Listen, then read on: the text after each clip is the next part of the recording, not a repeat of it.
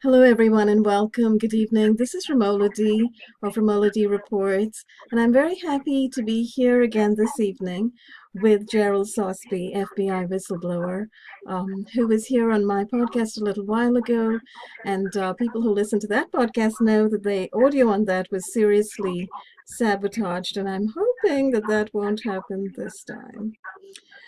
Geral Sosbee is a JD and an MA in English. He's worked as a college professor teaching law, teaching English, and he's worked also with the FBI. He was a special agent during the 70s, and he was in the US Army as well during the late 60s and early 70s in the Vietnam War. And unfortunately, Geral Sosbee became targeted after he worked inside the FBI to speak out against the targeting of somebody else, during his tenure at the FBI. And unfortunately, he was targeted himself, and this followed him after he left the FBI. And we're kind of going to just continue the conversation we had the last time and probe a little deeper his own experience and his own views and understandings of what's going on in the country today. So welcome, Geral. I'm so glad you could join me this evening, and I do hope everything goes well today. Yes, I do too. Thank you very much, Romola, for all of your work. As I said last time during our first interview, you're pulling people together from all over the world to share their experiences, which are having to do with directed energy weaponry, stalking, harassment, terrorizing people. And my name is Geral Sosbee, born 8/30/45. I entered the U.S. Army in 1966 until 68, and I entered the FBI from 71 to 78. My work in the FBI never included the kind of terrorist assaults that Romola and I are studying. Anyone who wants to see what I did in the FBI can go to the FBI history book, which is on my website at sosbeevfbi.com, and a lot of other information is on that website. So I'm offering this information to the public through Romola for educational purposes, and I'd like to say that it gives me no joy to report to the world that the FBI and the CIA, but mainly I'm concerned about the FBI because I know them. I don't know the CIA. Barbara Hartwell does, but I'm very sad to report that the FBI is the most evil terrorist organization, as far as I can see, on the face of the earth. They're using all kinds of advanced technological weaponry based in deep space. They're using psychological operations where they perform dirty tricks on people, like tearing up their cars. This is what they've done to me, coming into my home, watching me in my home, and then doing things in the home that would make me think that I'm losing contact. In other words, they're tearing up things in the home that I use occasionally. They watch me. Anyone who says that we're paranoid just doesn't understand what's going on. In order to understand it, a person would need to read much of the data that Romola has presented and my information on my website, especially my story in detail. And in reference to the paranoia, see Part 20, a fraudulent report written by a medical doctor who is now a VA, a Veterans Administration doctor.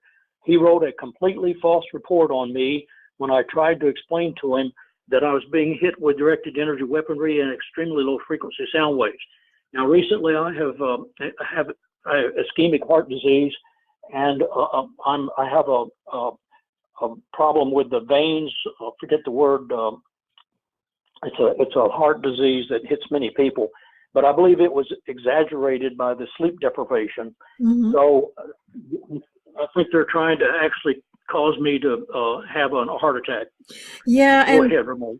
And that is extremely horrific to hear, Geral, and I'm so sorry that you are being targeted in this fashion and being hit in this fashion. As many people are indeed reporting, these weapons are insidious. They are some of the worst weapons that have probably ever been invented, because they attack the human body at the level of health, at the level of the immune system, at the level of all of the body's systems, right? And the ways in which they are being used is also profoundly horrific. Because I think one of the things you're mentioning is sleep deprivation, right? And many people who are being targeted are reporting sleep deprivation, literally being woken up several times during the night. So they're literally unable to sleep, unable to go into deep REM sleep, the dream stage of sleep, which is supposed to be the healing stage of sleep. Yes. Are you there? Yes, I'm right here. So you are also experiencing a similar kind of sleep deprivation, right? Oh, mine is very intense. For about 2 months ago, I was kept up every night, all night, for 2 weeks running, 2 weeks, with very little sleep the next day and no REM sleep, REM. Mm-hmm. And I actually collapsed walking through the mall. They wanted to take me to the hospital. I declined that. The hospitals are not a safe place for me to go. But yes, Mm-hmm. sleep deprivation is, I think, has exaggerated or induced part of my heart problems. Coronary artery disease is what I was trying to think of a minute ago. That's what I'm diagnosed with. Mm-hmm. So when they keep me awake all night, the heart suffers. I can feel the palpitations, I think they're called, Mm-hmm. and they want to put me in a hospital right now to do some things like put a stent in my heart. And I'm concerned that if they keep the sleep deprivation going, I will, in fact, collapse with a heart attack. There's no question about that. That's what the doctor tells me, that Mm-hmm. I'm a walking time bomb for a heart attack. But I don't want to go into the hospital unless I have to, because, as I said, the hospital is a very dangerous place for me. The FBI has assaulted me 2 or 3 times in the hospital, and I was in the hospital because they put me there with their assaults on me with chemicals and other things. So yes, sleep deprivation is a potentially deadly. I'm sure they're using a deadly tool, and I'm sure they're using this against other people, not just me. Ed Katz reported it. Do you know Ed Katz? I've heard of him. I don't know him personally. Yeah, he's from Russia, my understanding, and the FBI was hitting him, or the CIA, with sleep deprivation, and he looked absolutely horrible when I saw him. And he says they're also hitting his family, his wife and his children. I don't know why they would do that. I'm so But they're sorry. also hitting my wife. They hit my wife with it sometime because she's sleep deprived. So I asked the Congressman Vicente Gonzalez to send a message to the director of the FBI to stop torturing my wife.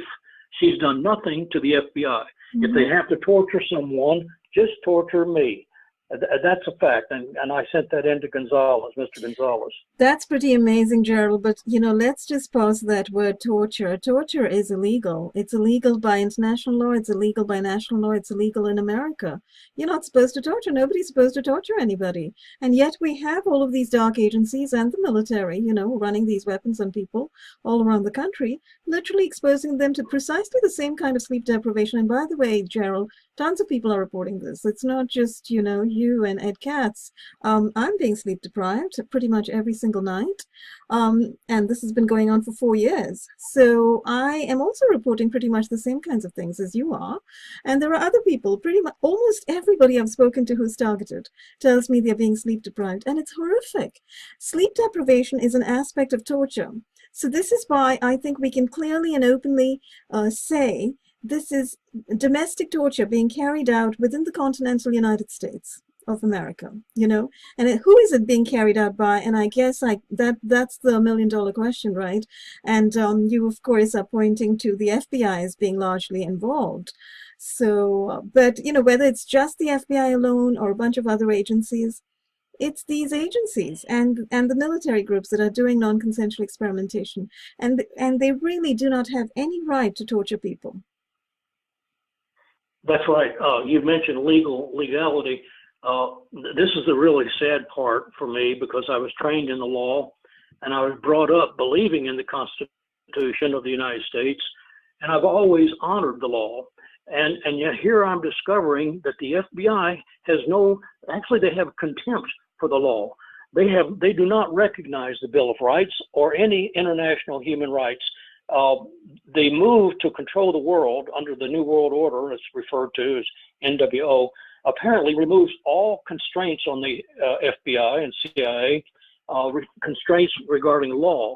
So they disregard the laws. And incidentally here, Joseph Mengele, of the Nazi Germany, Mm-hmm. was about one of the most evil men who ever served in any government. And we've got many Mengeles right now in the FBI and probably in the CIA, psychopaths who torture people, who sit and watch them suffer. It's like if you're starving someone to death or making someone die of thirst, and you hold water right up to his lips, and then you take it away just before he can sip it. That's the kind of stuff Mengele was doing as he watched these people die, as he was torturing them. Well, the FBI is doing the same thing, but on a different scale, and different methods are being used. I can't emphasize enough how completely corrupt and evil are these FBI people and their operatives, and they're trained to do this, and they're paid. And one more thing. Mm-hmm. These federal judges who are issuing these secret court orders for the FBI to go out and terrorize people, these judges, first of all, they have to be approved by the FBI. They owe their careers to the FBI. And they're paid close to $200,000 a year to sit there and be operatives on cue whenever the FBI wants them to be. So this is a disgrace, abomination that our judges have been turned into operatives for the FBI. And the Supreme Court, I'm sad to say, has disappointed everyone. They are allowing the FBI to get away with these things. And so we have public policy now. Public policy is an invisible law that affects everyone, and it means basically standard of operations that are accepted by everyone without question. So that's what public policy is. And so the FBI now seems to have a public policy that they can terrorize people and get away with it, go into your neighborhood, tell your neighbors lies about you to make everybody hate you and despise you. They can ruin your life, and that's what they're doing, Romola. Mm-hmm, mm-hmm. And they're doing it under public policy, you say, rather than an actual law that permits them to do this. Yeah, it's hard to explain how this works. I think Mark Twain said that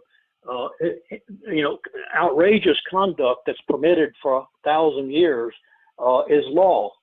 I mean, that sounds weird, but in other words, if it's going on for like a long period of time, hundreds of years, then it becomes law. And it overrides all other laws.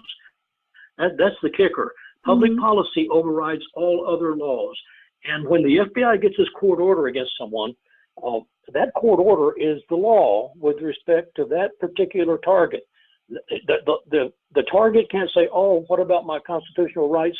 What about this, my right to confront my witnesses, the right to due process equal? No, none of those apply, because the law is what the judge says it is with regard to any particular target. I see. So and that's a sad statement. Right, and that's opportunity for abuse right there. And as you're kind of showing to all of us, that it's a kind of a setup that permits corruption and fraud, whereby the judges are kind of in the pocket of the FBI. They're there to do the FBI's bidding. They're paid thousands of dollars, and they do what they are told by the FBI. So you see the FBI as, in a sense, being, situated above these judges and kind of giving them instructions and kind of, setting the stage for fraud right there. Because even though they are operating like this is the law, they're essentially committing fraud by lying about people who are now named targets and, targets and subjects of investigation. Yes, I'm trying to understand why they would do this to people.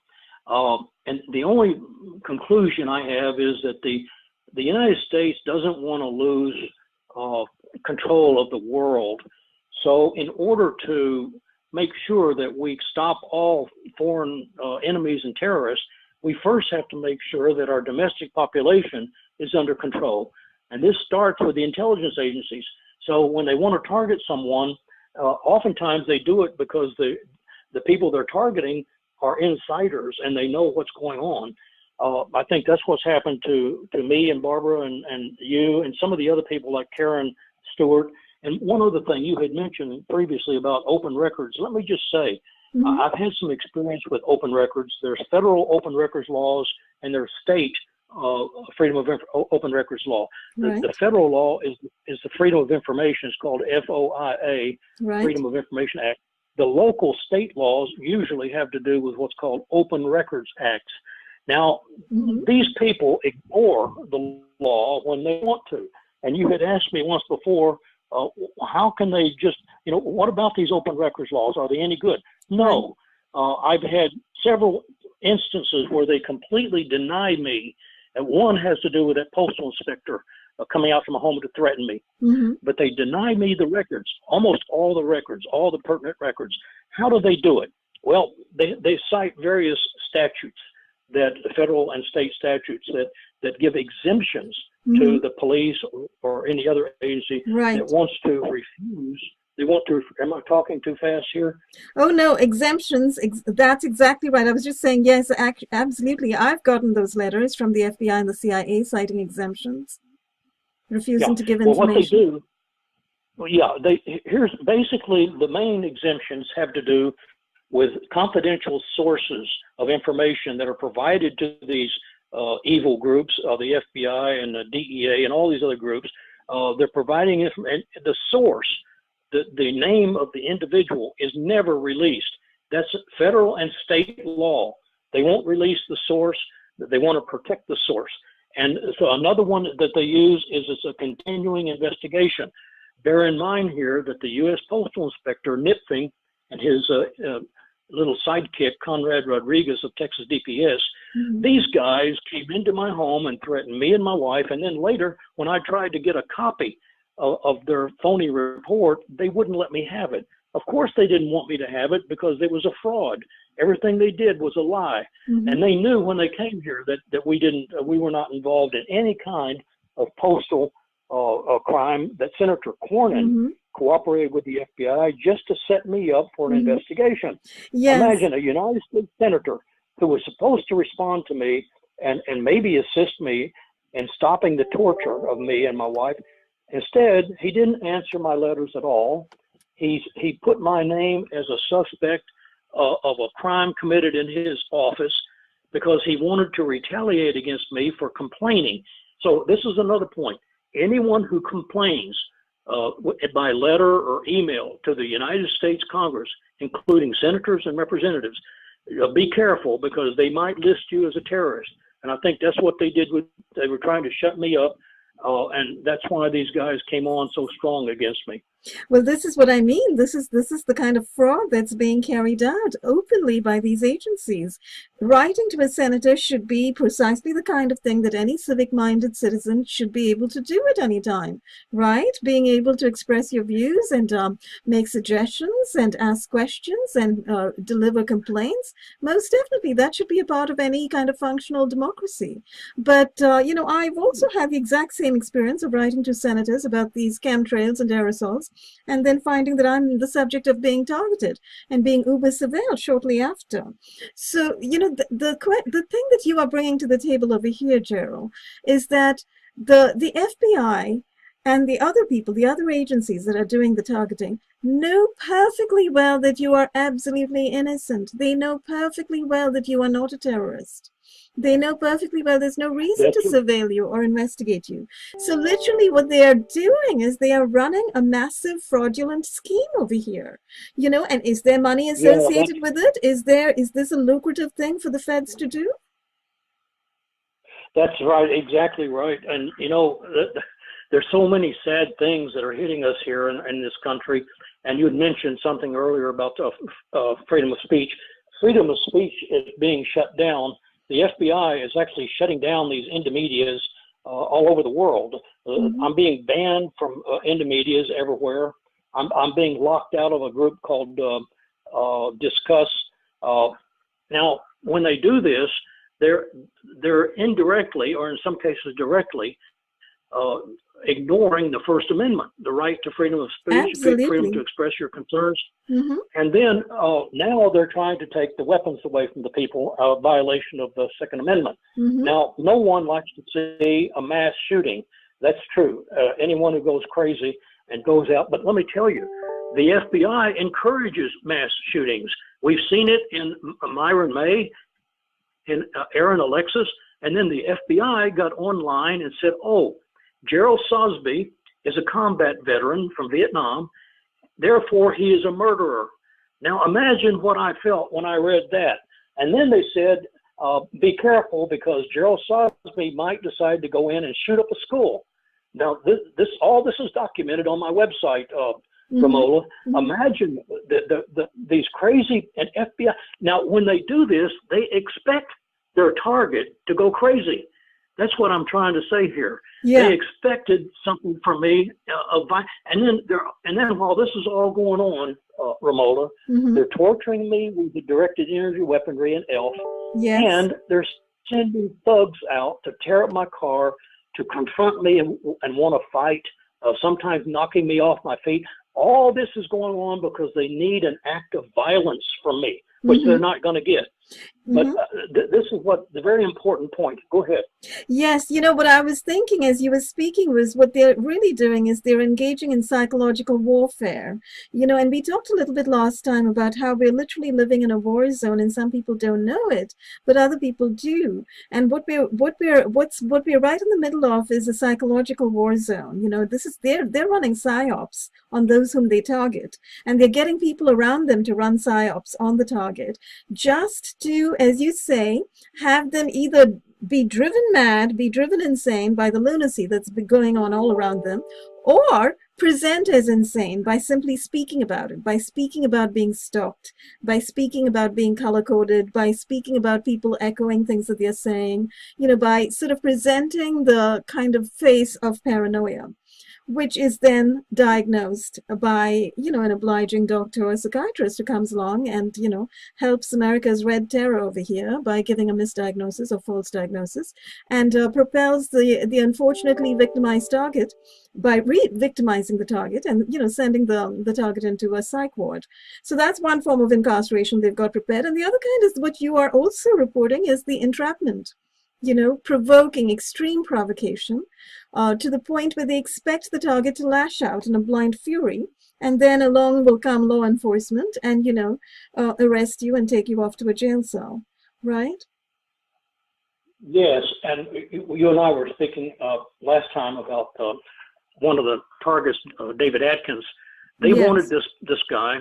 He's probably a very nice guy and a peaceful man, and he was videotaping these two FBI thugs who were trying to provoke him. Now, it's very clear to me when I see that video, and incidentally, as I mentioned before, these two guys were attempting to murder him by forcing him into a final exit. They're furthering the interests of the FBI when they do that, and they should be charged. Those two guys should be charged with attempted murder or as accessories, or at the very least with what's called threat by intimidation. There's all kinds of laws that can address this kind of chicanery by these FBI operatives. But interesting. The authorities are not. They're not interested in it. Go ahead.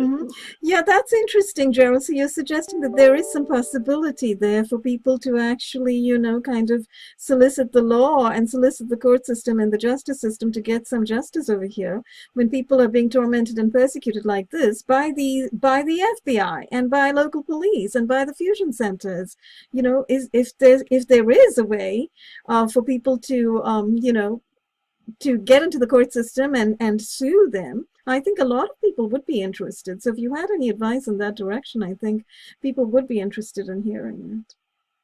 Well, I don't, and incidentally, I don't offer any legal advice to anyone. I'm not an expert on these things. I'm just sharing my personal. Oh, right. I didn't mean in that sense. Yeah. And it's my personal observations are a little bit influenced by my understanding of the law, but I don't want to hold out hope or methods to deal with it. Here's one thing. Okay. Recently, over the past few years, I have tried to prosecute several thugs who come at me. One, I was successful. Alonzo Yanis assaulted me with a Class C misdemeanor assault, Class C, and I finally, after the police refused to take my report repeatedly, I finally found a police agency who would take my report, and we put him in court, and he admitted to it. He pled no contest. I didn't get to go to the court because the FBI stole my mail again to prevent me from showing up. They took the summons out of the mailbox. I see. So then in other instances, the district attorney refuses to prosecute cases. The city attorney refuses. I had dealings with these people, and the attorney general won't even answer my letters anymore. You have to go through the Attorney General. I'm talking about the state Attorney General, not the U.S. Attorney. Okay. But the state Attorney General is needed sometime to remind the local police and the city council and so forth that they have to honor the Open Records Act. Well, the Attorney General doesn't even answer my letters or my phone calls. So you can see that these people have they've got a brick wall when it comes to opening the records up to a targeted individual. Mm-hmm. And it's just a horrible situation that the FBI has created. Mm-hmm. In fact, I was so frustrated, I at one time I filed a complaint with the state bar alleging that one of these officials is obstructing justice, because mm-hmm. I had overwhelming proof, including the admission mm-hmm. from the criminal himself, that he committed the crime. Mm-hmm. So would you see that all of this really points, would you say that all of this really points to a kind of takeover of the criminal justice system by these agencies? Yes, and look, remember that there's, the criminal justice system, let me mention, this is very important that you touched on there. The criminal justice system is a horrible way to imprison and kill innocent people. Oftentimes they're set up by these phony stings and entrapments, mm-hmm. Not completely dissimilar to the kinds of entrapment that they're putting on targets in a civil manner. Mm-hmm. But the criminal justice system is rotten, and they've got a lot of power under that criminal justice system to launch all kinds of phony investigations against people. That's what Nipfing was trying to do to me when he came mm-hmm. out to my home to threaten me and my wife. However, mm-hmm. that's not the end of the story.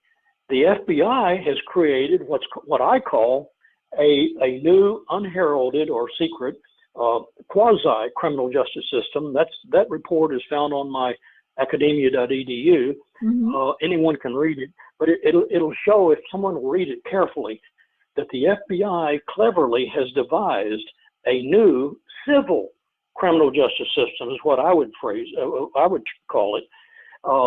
This is completely outrageous that the FBI gets away with this, and it's this new secret criminal justice system that I think is tied into the secret federal court orders from these federal magistrates, because they overlap. They're all, and in my paper on that subject at academia, I touch on some of these things.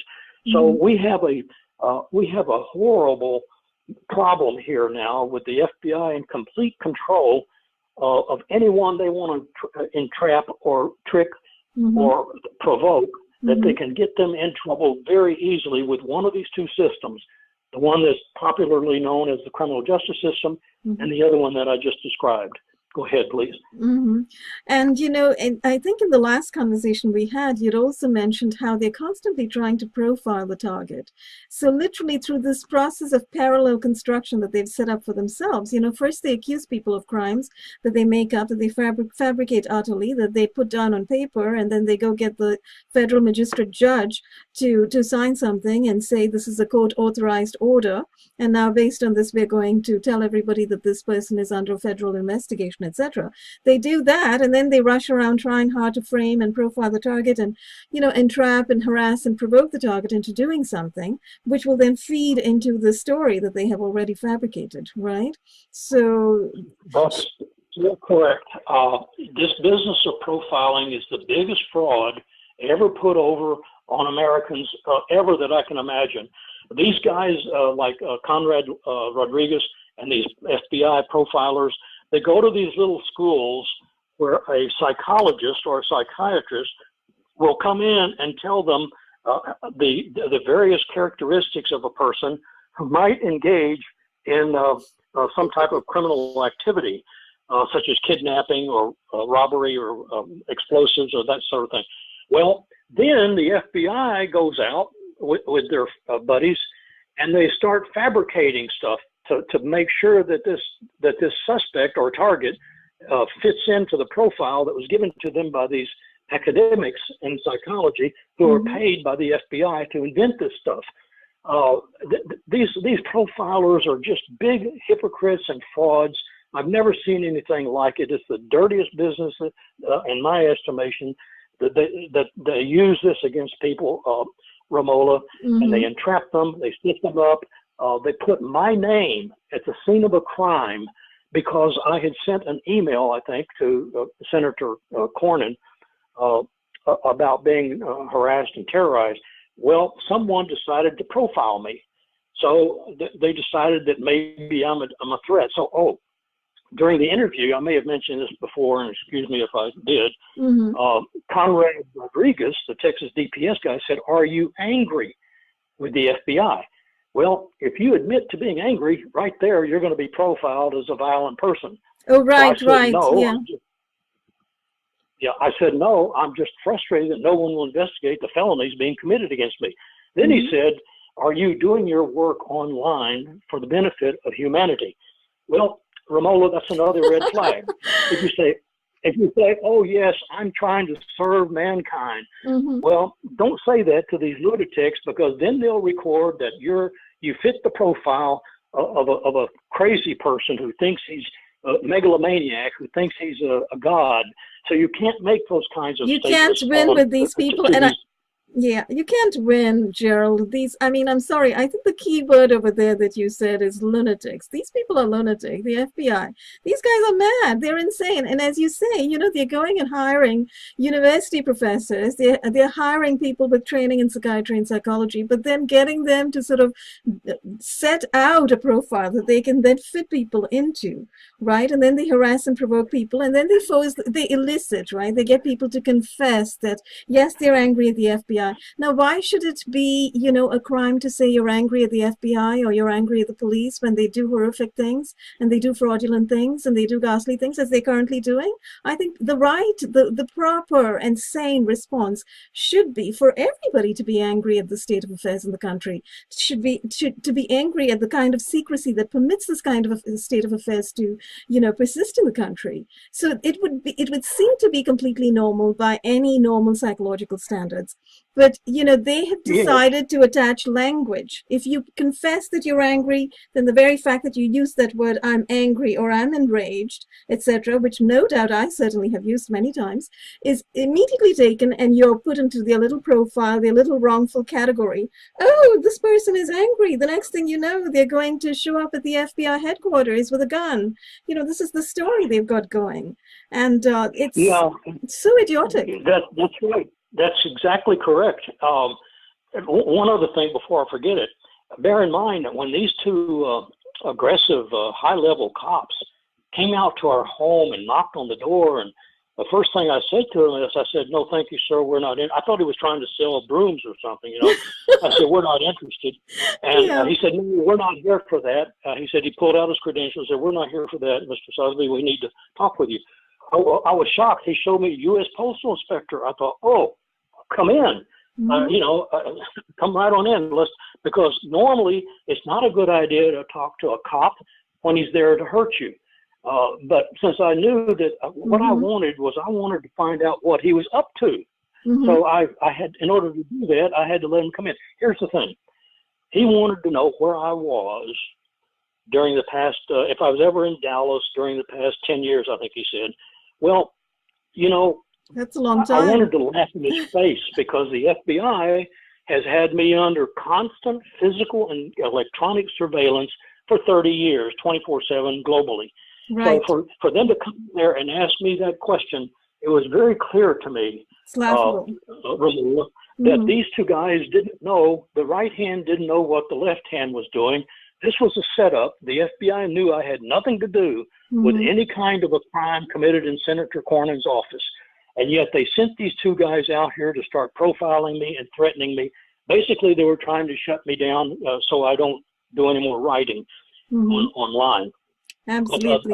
I'm glad I got to mention that to you, because it was a farce for these two guys to come in there and ask me if I've been in Dallas in the past 10 years. Absolutely, because you would expect that they would know exactly where you had been and what you'd been doing for every minute of your life for the past 10 years. Well, yeah, they're on me physically and electronically 24/7 for decades.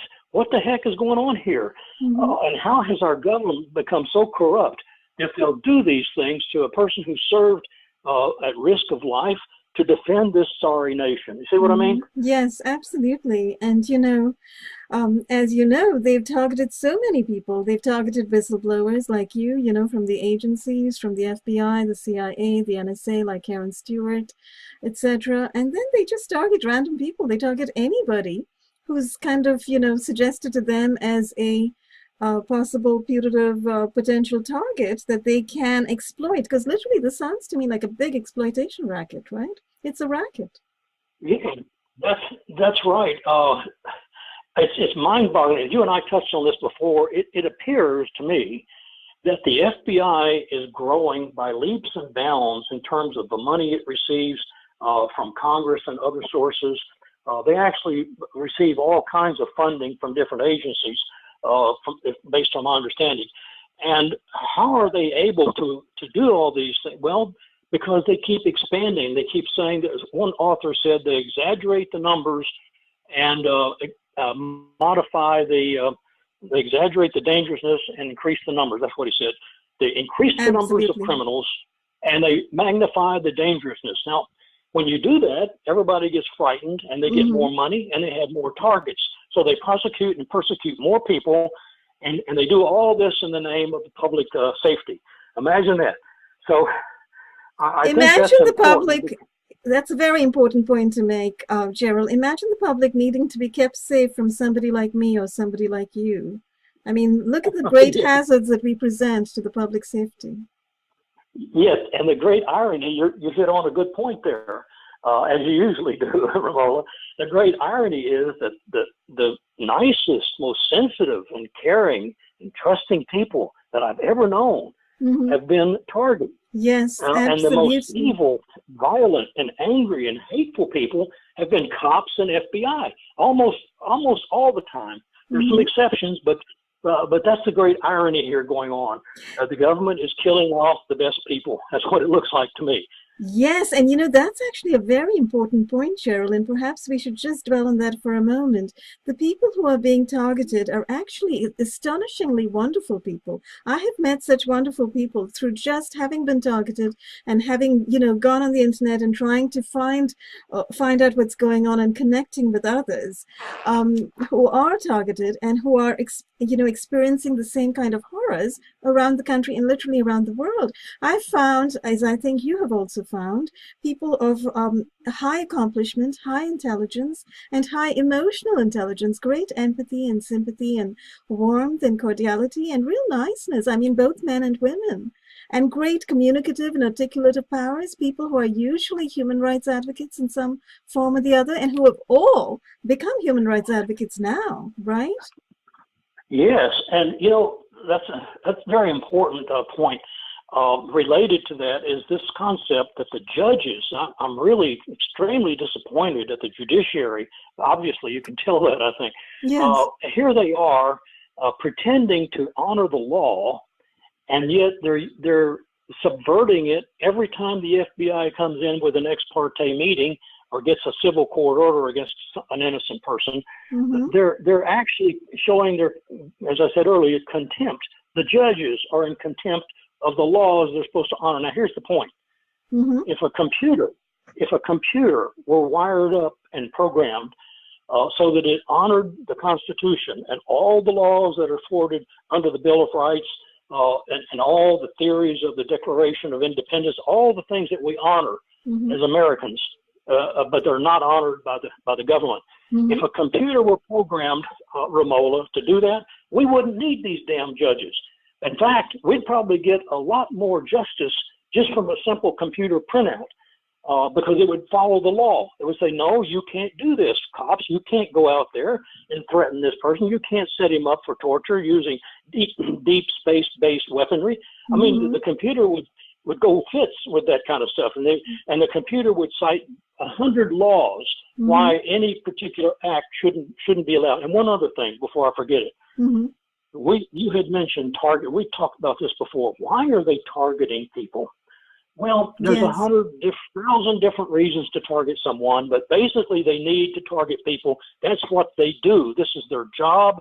They get paid for it, just like these little thugs that are following me around to try to provoke me. This is their work. They get paid for that. But here's the thing. I came in, I was born in 45, as I said. J. Edgar Hoover hired me. J. Edgar Hoover was the director of the FBI from the beginning. Yeah. 1935, he was the director in 1935. I was born 10 years later, but he was also the director of the group that preceded the FBI. It was called the Bureau of Investigation. That was in 1925. Now, Hoover was the director of the FBI for 50 years, 50. Wow. Now, here's the kicker. Everyone doesn't know this, but a lot of us do. Mr. Hoover, and may he rest in peace, but he was really a bad guy. He had a thing against anyone who had an unusual sexual appetite. For example, he made very clear that no agent should be a womanizer. If you're an FBI agent and you're out chasing around after women, and it's not just heterosexuals, it applies across the board. If we find that you're too aggressive, you're fired. That was his rule. But here's the thing. Mr. Hoover himself had some pretty strange. Yes, I think I remember. So in other words, if someone else were the director and not Hoover, and they were honoring Hoover's rules, Hoover would be fired and locked up in a mental institution. You see what I mean? Yeah. So he was sort of speaking out of both sides of his mouth there. He was, telling people to do one thing and doing another himself. So they're using these so-called sexual aggressiveness traits in some instances, I think, to target people and to profile them. Now, when they do that, every human being is a sexual creature. Yes. What the heck? What are you trying to do to our people? You want to tell us when we can look at a woman, or when a woman can look at a man or a woman? That's none of your business. But that's what they're doing. Yeah, and as you know, Geral, we spoke a little bit earlier about these weapons as well, which are sexual stimulation weapons and sexual assault weapons as well. Yeah, good point. And they're doing this. They're freely assaulting women in public. They're freely assaulting men in public and in private. They're assaulting men and women in their private parts. And, literally people who are reporting this are actually reporting that a kind of a gratuitous, voyeuristic kind of torture associated, where these weapons are simply used very glibly on them at all times, very facilely, very easily on them at all times. Yeah, it's really scary. I mentioned to you, I think on one of our phone calls, I think they were hitting me with that technology where they would stimulate me. And then they would send, when I would go out somewhere, they would send women up to me to make overtures. Now, I immediately caught something was, I didn't know I was being stimulated electronically. Right. But I could see that why would these women? I'm not such a handsome guy. Why would these women come up to me like that and make these overtures? And well, they wanted to see if they could get me in some type of solicitation, I guess. I don't know. Right. Well, it certainly sounds like it, Geral. It sounds like deliberate entrapment. And you see, that's the power and the insidiousness of these ghastly weapons, because they can get away with it. They're operating these weapons in secret, and they do have the propensity and the quality of, stimulating the human body. So they can get away with it in secret, through walls. They can stimulate people's bodies. Yes, and one more item before I forget it. They recently, a month ago or so, I was walking into a Target store, and the FBI sends a female up to my left and behind me. She had to hurry to catch up with me. And when I first saw her, I thought she looked like she was in her 20s. Well, when we got inside the Target store, she turned and said something to me. Well, guess what? This little woman who had her no bra, she had a silk blouse that was open about halfway down to the stomach, and she was well developed. She was about 15 or 16 years old. Now that's a minor. Oh my goodness. Now, she looked like a woman until you looked at her up close with her. She had makeup, but I could tell that she was a young girl. She was 14, 15, or 16, and she was I don't know what she was trying to do to me, but it was very clear that she was trying to get my attention. But now that would be illegal for the FBI to Yes. use a minor like that. Oh, yes, but But that's isn't what that they do. precisely what they do? They are trying to entrap you into showing some interest in a minor just so that they can frame you as somebody who's pursuing minors. Trust me, they do this kind of thing around me as well. They do it even with children around Yeah. me. It's ridiculous. Right. Yeah. Yeah. So these guys, as I said before, they don't stop at anything. They'll pull out all the stoppers. They'll do anything they can. There's no law. There's no ethics in the FBI or in So, the police department. The same thing. right. So, given the And situation, go and ahead. I wouldn't. Just one quick thing, because I referenced the police. The police are trained, all of them, directly or indirectly, by the FBI at the FBI National Academy in Quantico, Virginia. I know for a fact, because I've been through that academy several times, that I won't comment any further.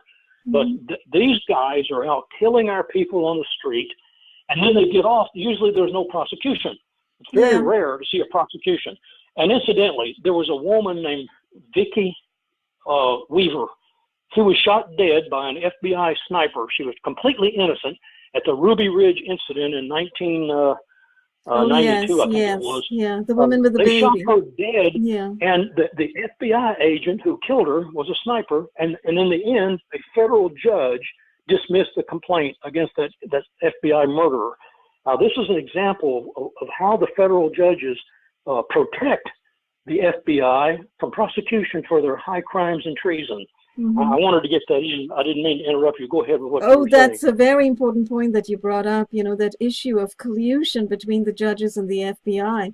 The question that actually comes to my mind when I look at this, and today actually I signed a petition that was going around on Twitter from some NGO called the Institute for Criminal Justice Reform, and the board, the chairman of the board of directors over there is a former police officer, and one of the things that he says in his petition, which is on change.org, anyone can go and sign it, and I recommend that everybody does.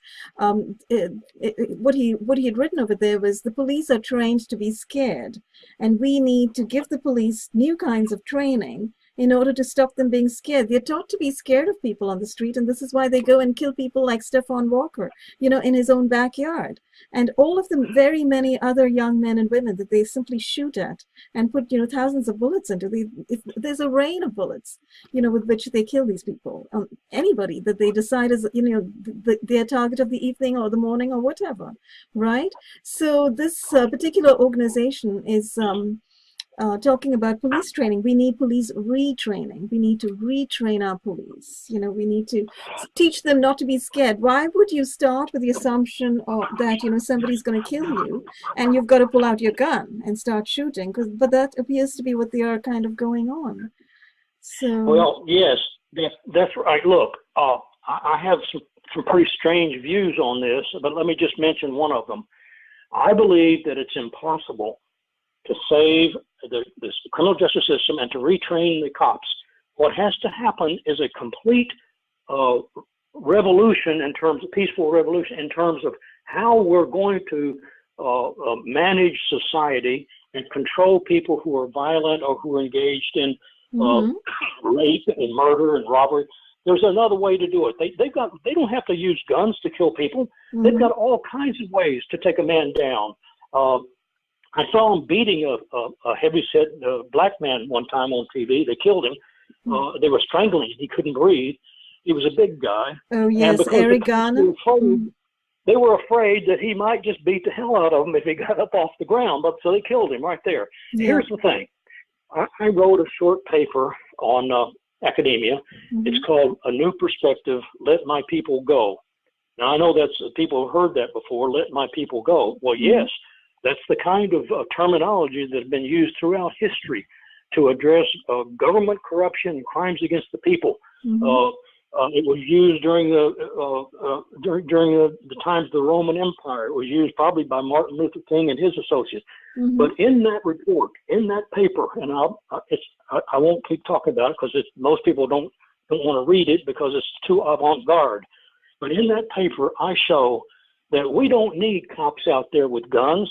Mm-hmm. We don't need prisons even to put people in. Oh. There's a whole new way to deal with Mm-hmm. social difficulties and human emotional problems and financial. And the other thing here is the complex economic system that the United States has achieved, through which the United States has achieved its great power over the world Mm-hmm. and in outer space. This same system that brought us all these powers and riches, Mm-hmm. it's the same system that tortures and kills and makes homeless countless millions of people. We have over 2 million in prison right now here, and many of them just can't find a job that, you know, in order to succeed in life, one needs to have work. He has to have a family or a home of some kind, even if he's the only one there. Mm-hmm. And he has to do what's called self-actualization. Mm-hmm. That means basically know who he is and accept who he is as a wonderful creature of God, that he's here, he has a right to be here, and he enjoys living, and he doesn't want to hurt other people. Self-actualization is something that's sorely lacking, and the government doesn't want people to self-actualize and be happy. So I think this whole problem of putting people in prison and torturing, put them in mental institutions, some of it is the result of a complex economic system that most of us don't understand from the time we're young. Mm-hmm. That's my feeling on that. Oh, absolutely. And I think that is so eloquently and brilliantly put, Geral. I have to say that is a brilliant vision of a world and a society and a community in which, you know, I'll tell you, a lot of women in particular, but I know a lot of men as well, you know, would welcome no guns, police not having guns, and nobody else having guns either. You know, why should we have this threat of killing each other with carrying guns? We don't need it. And do we need prisons? Do we need to incarcerate each other?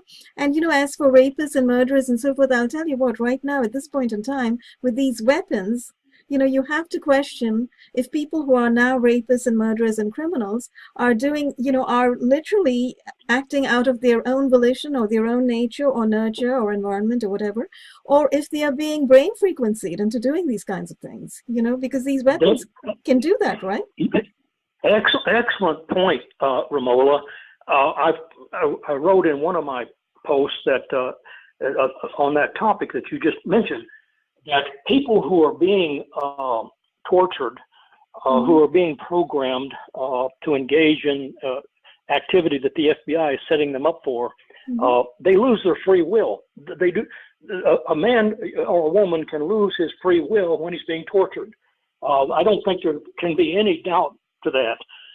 If someone is cutting you in little pieces, and you're supposed to love them, you know, you don't have the free will to love them anymore. It's taken away from you. Now, Jesus might, you know, that's true. Jesus might love. They were torturing him and cutting him up, and he still loved people. I don't know how he could do it, but apparently he did. But this idea of entrapment and provoking people, causing them to lose their free will, programming them so that they're no longer self-autonomous, they're no longer who they were born to be. That is a great travesty. And putting a person in prison, imagine being locked in a cage, which is where they want to put me, or in a padded cell in a hospital. You know, what kind of creatures would do that to someone? Only a psychopath would take delight. Yeah, it doesn't even sound human. It's not humane to want to do that, you know. So what the FBI is doing, what the CIA is doing, what the NSA is doing, what all of these intelligence agencies that are running these programs are doing are truly barbaric, truly inhumane. And the use of these weapons, I would contend, is also inhumane. And, you know, on that note, when you were talking about the free will of a person being taken away through torture, there's also the issue of the induction of emotion through this brain frequency weapon use, you know, because they send the right frequencies for anger, they send the right frequencies for extreme pain, and therefore they can totally neurotech a person into a state of, as you say, discombobulation, being moved away from the person that one really is, and being forced to experience flashes of different emotions, you know, from the outside, whether it's depression or anger or intensity of some other kind, etc. So it's a total manipulation of a person, both bodily, physically, as well as, you know, mentally and psychologically. Yes, thank you, Romola. As usual, you really get to the point, the central issue. That kind of technology, we don't even know how to begin to address it. Who knows who are the experts? Well, the people who are using it against us are the only ones who know. So they need to come forward and tell and admit to the people, here's what we've been doing. Here's the technology by which we control the human brain, and we can make people into whatever we want them to be. We can turn them into mass murderers like Myron May and Aaron Alexis and other people, or we can turn them into maniacs, and we've had a few of those. So, yes, that's a whole new realm that needs to be studied by people who are knowledgeable. But again, who's knowledgeable? Just the psychopaths who are using it. One more quick point here before I forget it. Let me thank you for letting me jump around all over the map here. Oh, absolutely. Because we're having very interesting. What might be considered a stream of consciousness conversation where we're able to jump and leap around and cover different subjects as they come up during the conversation. And incidentally, language itself that you and I are exploring is a vehicle for thought. Yes. As we're speaking, as we're thinking, we're able to come up on new ideas that maybe we wouldn't have come up with if we hadn't been talking together. Correct. So I just want to add that Senator John Cornyn is not the only representative in Washington who has proven himself to be a thug. Not at all. Yeah. There's another one that I need to point out. His name is Pete Sessions. Oh, just one more? I thought there were done. Yeah, there's several more, but these two stand out. Okay. The father of Pete Sessions was the director of the FBI. I think he was the director back in like the year 2000 or no, like 1990. He was fired for unethical conduct. Now, here's the thing. I lived in Dallas, which is where Pete Sessions' office is located. I went, and this is after the FBI hijacked my life in El Paso. I moved to Dallas. So I went into Pete Sessions' office, and I pleaded with them to please contact the FBI and tell them to stop terrorizing me and destroying my life. And here's what the secretary said to me after she spoke with Sessions. She said, well, Mr. Sosbee, we're having a town hall meeting. Why don't you come into the meeting and stand up and tell everybody that you're being followed and harassed by the FBI. Now, those were basically her words, Romola. Interesting. Now, imagine someone going into a town meeting in the district where Sessions is I think he's a Republican. Anyway, and making that kind of announcement, people were immediately, they'll probably, first of all, there'd be an FBI heckler, I mean. The people would immediately say, oh, you must be a criminal if the FBI is after you. Well, that's the way that she wanted me to appear. Yes. This guy Simpkins, he is a close buddy of the FBI. Incidentally, so was Cornyn. He wanted to be director of the FBI earlier. I mentioned that to you. Right. But for Sessions, he never did anything. He never even talked to me. He let his secretary insult me. So this is the kind of thing that we've got in Congress. These people in Congress could care less. They're making lots of money. Yeah. They're making insider trades. They're comfortable. They live like kings and queens. Feinstein is another example of a corrupt senator. And again, all of these things that I'm trying to share with you and with the public are things that I've learned after I left the FBI. So in other words, I'm not revealing any secrets. I don't have any great secrets to reveal. Right. But except what I learned as a victim and target of these psychopaths who run the country. And the country is being run by a bunch of violent psychopaths as far as I can see. And that's not meant as an overstatement or exaggeration. You and I and a lot of other targets can confirm that. Go ahead, please. Absolutely. And it sounds like what you have actually laid bare for us today, especially in this conversation, Geral, is that you're kind of showing the network here between these judges, the magistrate judges, the FBI, and Mengele, actually, going back to, the paperclip scientists and everything that they brought to this country, right? And what they imparted started to Yeah. the CIA, most definitely, and I guess also the FBI, right? Which I would like to ask you a few more questions about, actually. But you're also bringing to the fore the connection here with Congress. So, you mentioned insider trading. So are you suggesting that Congress has something to gain by kind of letting the FBI go scot-free in this fashion and become this sort of run-amok, lunatic, psychopathic organization that's totally not focused on criminal justice, but is rather focused on, establishing their own criminality, their self-serving criminality? Yeah. Did you ask me a question there? Yeah, sorry. Kind of lost in my long rambling. Didn't mean to do that. First Congress. of all, look, the FBI has the power to destroy anyone. There's an implied blanket of blackmail hanging over everyone in government, especially Congress, and of Okay. course the courts. So, in other words, Congress, plus the FBI has all the intelligence data with the CIA to protect the members of Congress from, violent attacks or whatever. So the congressmen and women need to be in good graces with the FBI. They don't want the FBI leaking any sensitive data or personal information about them before an election. They'd lose the Ah, election.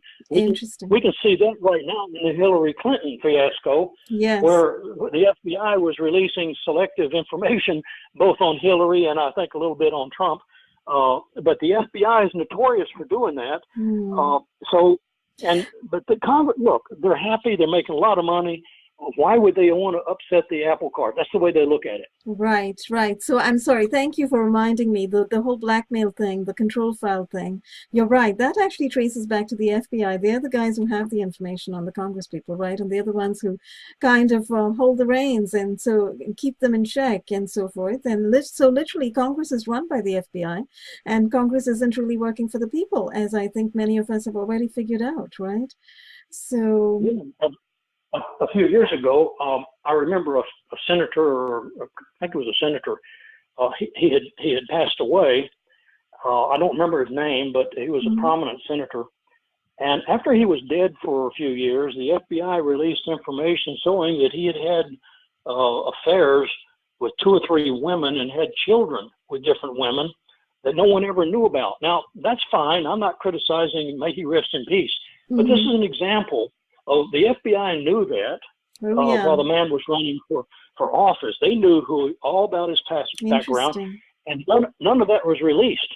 And this is the kind of thing that if you have a congressman who has an affair with one of his in-office girls, or boys, Yeah. that's not going to be released. But the FBI knows about it because the FBI is in the business of gathering intelligence, and intelligence is power. Intelligence is the most powerful weapon that this government uses against other governments and against people, to Mm-hmm. blackmail people, to force them into compliance with whatever the FBI wants, and Mm-hmm. to keep them faithful to the FBI. And Mm-hmm. yet the FBI is a bunch of traitors. Even Trump can see that. Even Trump recognizes that the FBI is run by traitors. And incidentally, one final point here before I forget it. Mm-hmm. When Trump said that the director of the FBI, Comey, is a traitor, and so is McCabe, he is so correct. But it's not just the top brass. Uh, Trump probably didn't want to make a statement that the entire FBI, it's not just the leadership that's traitors. You Mm-hmm. know, the leadership filters down all the way to the street agent or the guy pounding the pavement, which they don't do much of because they're too busy spying on people with electronic surveillance. Oh, But right. anyway, the entire organization of the FBI has to be removed from the face of the earth, and do it in a manner that also allows us to create a new way, a new humane way, where we try to get rid of the criminal justice system and deal with people as humans, not as animals, not as wild creatures that we lock up and torture and murder.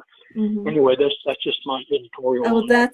that's a brilliant vision. I thank you for sharing that. That is absolutely, what I certainly agree with. We don't need to treat people like animals, and we certainly want to treat humans as humans. Those of us who believe in each other and believe in the possibility of a harmonious society, which apparently the FBI and law enforcement in this country doesn't believe because they're training each other to be scared of the people and, use guns and so forth and so on. So it's highly regrettable, and I think the picture that that's emerging here is of a very corrupt organization, as a highly corrupt organization. One of the questions that I had really remaining was about, you mentioned Mengele, and which made me think of the paperclip scientists and how they worked with the CIA and so forth. And, I was talking with Dr. Carlstrom really yesterday about the mind control projects and how a lot of the scientists that came over, thousands of the scientists that came over from Germany, were working on mind control projects, and trauma-based mind control is what we're talking about. And so we know about, the MK Ultra situation and the CIA working on that and continuing to work on that. Do you see the FBI also as being infiltrated in that way? The FBI being what? Infiltrated in that way, with that kind of focus on mind control and trauma-based mind control and thinking in those terms. Oh, sure, yeah. In fact, I think I may have mentioned this. The FBI creates violence. They expect it. They make sure that the person is not, if they're not looking for violence, they're looking for someone who's going to steal money. They give them a chance to deal drugs or deal. So yes, they plant these ideas through their informants, through their operatives. They probably have other ways, as you and I have you touched on, that they can influence the thinking of a person by electronic programming. But yes, they certainly do want to program people. And I wrote a short paper called the Future Crime Project. That's at academia also. Now, I didn't go into a great depth on that paper, but it'll give you an idea of what these idiots at the FBI are doing in terms of identifying criminals before they're criminals. It's called the Future Crime Project, and it's on that academia page. But thank you. That's an excellent point, Romola. And someone needs to come on with you and who's knowledgeable and how they can program people. And that would be an interesting podcast. Absolutely, and I think I'll look into that. Thank you so much for mentioning that paper. I'll put all the links below to all the papers that you have mentioned. And Geral, I should remind you of the time. It's been about an hour since we started, so we should probably bring this session to an end. It's been a very interesting and productive conversation. What are your impressions, and do you have any last words that you'd like to leave people with?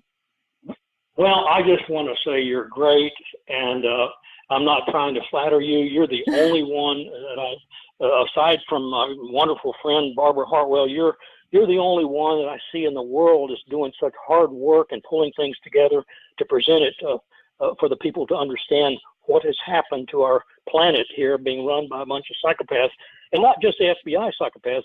They have their friends in the UK, the MI5 and MI6, and in Germany, the SS. It's not called SS today, but it's the sequel to SS. The BND. All of these countries. Yeah. All of these countries are engaged in the same inhumane activity against human beings. But no, that's all I had, and thank you again. It's a pleasure to be with you, and I hope that our listeners will stay tuned to your next podcast, which will certainly be as interesting as our past ones. I hope so, and I thank you so much, Geral, for coming forward, and thank you for all of those nice words. And I should probably correct you a little bit. There are other people doing a lot of hard work out there. There are some good journalists out there who are really working very, very hard, and I'm optimistic. I'm optimistic that the world will change, but we do have a lot of struggle that we're swimming around in, it seems like, trying to expose this corruption and educate people and make people aware that these agencies that have these big names and that are running these huge surveillance fraudulent schemes on all our communities, we kind of need to continue to educate people about the realities of what is going on. So and I thank you therefore for helping in that enterprise and helping inform and educate people, and we'll have another conversation soon. Okay, thank you, Romola, and bye-bye. Bye. Thank you very much.